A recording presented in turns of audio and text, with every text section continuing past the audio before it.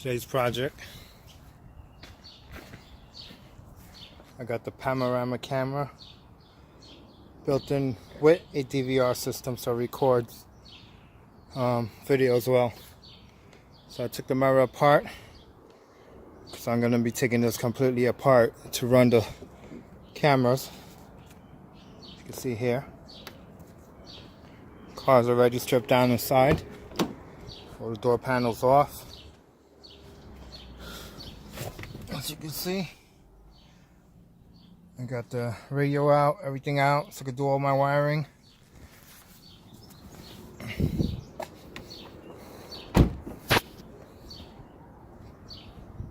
All the door panels, interior panels, everything right here.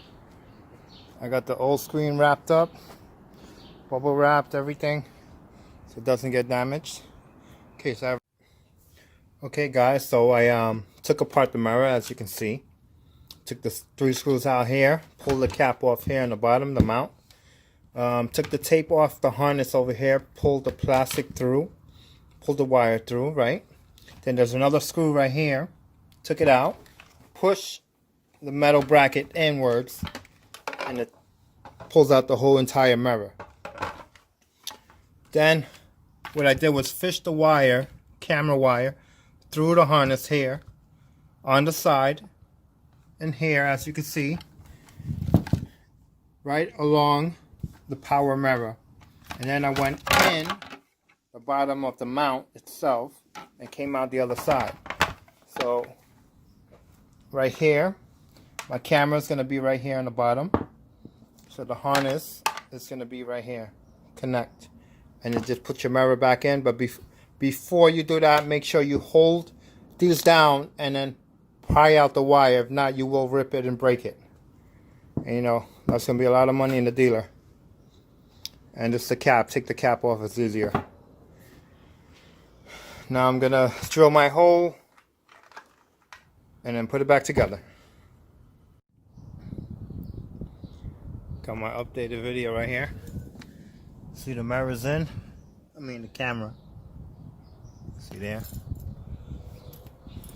So I just ran the wires through the harness. You can see right here, this is the camera wire and the signal light wire.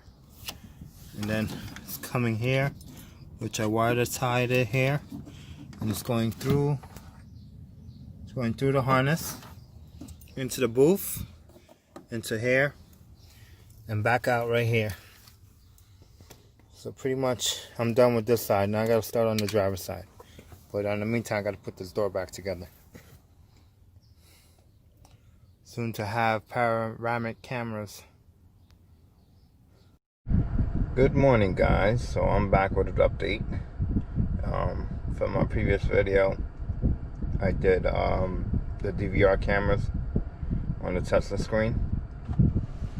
So I was just gonna show you how they work real quick. It's the right camera. I don't know if you guys can see that. It's showing. I have it set up for parking. I want to be able to see when I'm parking in New York City streets. This is the front camera. Oh, I just washed the car, so I think I moved the camera. Which that's an easy fix, so I'm not worried about it. Then the back camera I have on the windshield. And also what it does too is if the car is off and say somebody hits my bumper or something like that, it'll start recording. What I also like about it, it has this vibration feature for the DVR. So if your car is off and it feels a vibration, any vibration, it'll start recording. But I keep this car in the garage anyway, so it really, you know, I really don't use that feature. I only use it for the parking and stuff like that. That's it. Show you guys the setup. So the rear camera is right here on the top of the back windshield. Can't really see it because the sunlight is out. I don't know if I can change the angle. No, you won't see it. The passenger camera is right there.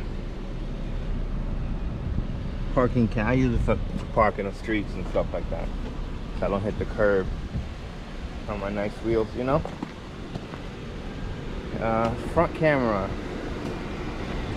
Front camera's right here. There it goes. Right on the top of the grill. So I can see the bumper, the floor, whatever's in front of me.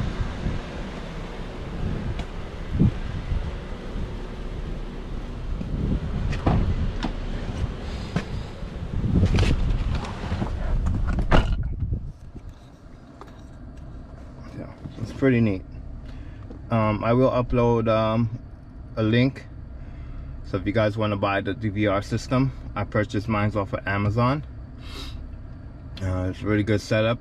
It's pretty cheap, and it came really fast.